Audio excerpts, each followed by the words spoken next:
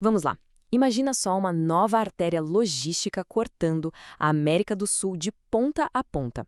Uma rota que redesenha os mapas comerciais e coloca uma cidade brasileira bem no centro de tudo. Pois é, hoje vamos fazer uma análise a fundo desse projeto gigantesco que é a Rota Bioceânica e entender como Campo Grande está bem no epicentro dessa transformação toda. Para a gente ter uma ideia do tamanho do que está em jogo, essa frase aqui diz tudo. Estamos falando da mudança mais profunda na geografia econômica do Centro-Oeste desde que o estado de Mato Grosso do Sul foi criado. Ou seja, não é só uma estradinha nova, não. É o começo de uma era econômica completamente diferente. E a pergunta que vai guiar toda a nossa conversa é exatamente essa: como é que pode? E a gente vai ver que a resposta não tem a ver só com asfalto, tem a ver com redefinir por completo os fluxos de comércio, de turismo e até de cultura que a gente conhece hoje. Ok, vamos ao primeiro ponto, a grande visão por trás de tudo. O que é, afinal de contas, essa rota e por que ela é vista como uma verdadeira revolução para a logística aqui na América do Sul? Pensa na rota como se fosse um atalho transcontinental. É isso.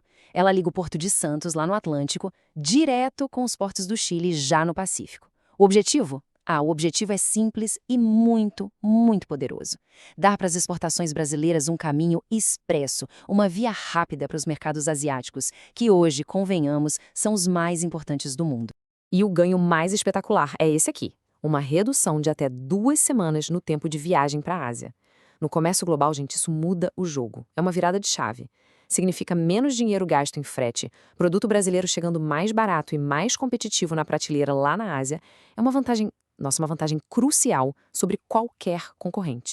Bom, com essa superestrada continental se tornando realidade, todos os olhos se voltam para um ponto bem específico no mapa.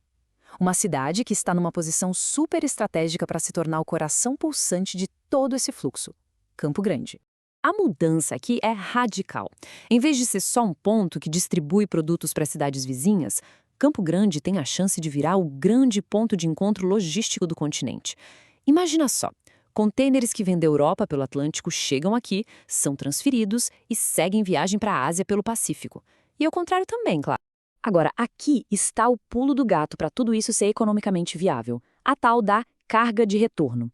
Porque, um caminhão não pode voltar vazio, senão a conta não fecha.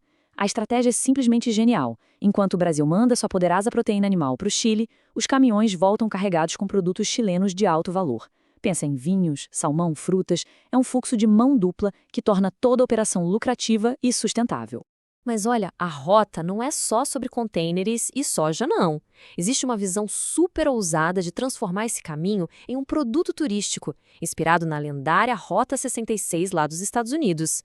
A ideia é criar a Rota 67, um convite para uma viagem de carro incrível, saindo da biodiversidade do Pantanal e chegando nas paisagens do deserto do Atacama. Que tal? Só que, para esse sonho da Rota 67 sair do papel, a jornada tem que ser perfeita. E isso vai muito além de um asfalto bom. A gente está falando de uma infraestrutura de serviços de primeira. Sinalização em português e espanhol, conexão 5G em todo o percurso para o turista poder postar as fotos, E, claro, hotéis e restaurantes preparados para receber esse novo tipo de viajante. Só que nem tudo são flores. Essa visão grandiosa tem pela frente obstáculos igualmente grandes. Essa é a prova de fogo, o momento em que todo esse potencial encontra a dura realidade dos gargalos que, precisam ser resolvidos. E essa imagem aqui ilustra de forma brilhante o maior desafio interno. A linha do tempo do Porto Seco de Campo Grande é uma verdadeira novela de ineficiência burocrática.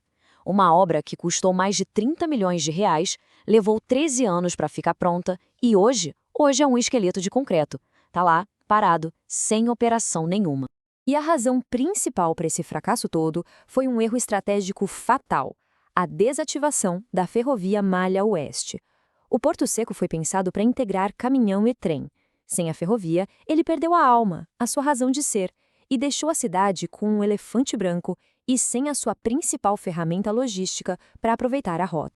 Se o problema interno é o Porto Seco, o problema externo tem nome e sobrenome: risco Argentina.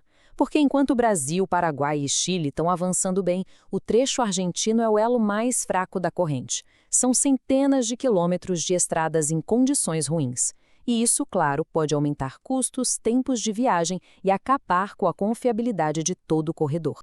Diante de todos esses desafios, a pergunta é: e agora? O que fazer?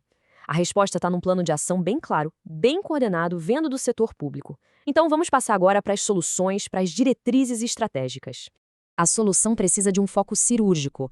Para os próximos anos, de 2026 a 2030, essas são as 5 prioridades. Primeiro, destravar a burocracia da alfândega em Campo Grande para ontem.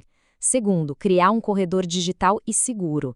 Terceiro, integrar as cadeias produtivas, o que o pessoal chama de nearshoring, sabe? Trazer indústrias para mais perto. Quarto, consolidar o turismo. E quinto, ficar de olho e agir para diminuir o risco argentino.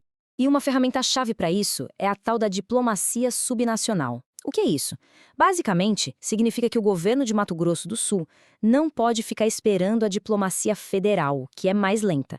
Ele precisa ir lá e negociar direto com as províncias da Argentina, do Chile, para destravar os problemas de um jeito mais ágil, mais prático. E as ações precisam ser concretas, para já. Primeiro, um ultimato para resolver essa novela do Porto Seco. Segundo, qualificar a mão de obra local.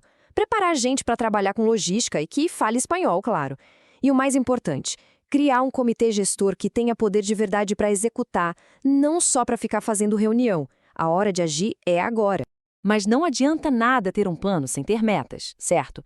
Como a gente vai saber se está no caminho certo? A resposta está em medir, em ter indicadores de sucesso para a gente acompanhar o futuro da rota.